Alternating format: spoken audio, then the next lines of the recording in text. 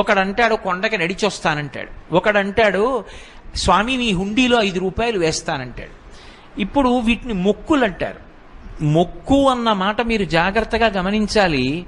వెంకటేశ్వర స్వామి వారి హృదయం ప్రకారం అయితే వ్యాపారము కాదు. అది పాపము వలన దుఃఖం వస్తోందని వాడు తెలుసుకోవాలి.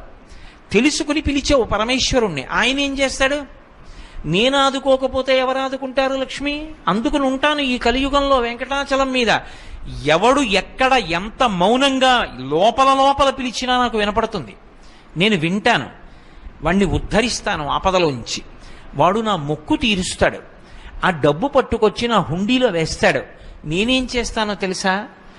పరమధర్మాత్ముడు నన్ను చూడకుండా ఉండలేక, నాన్నగారిని చూడకుండా ఉండలేక వచ్చినటువంటి కొడుకులా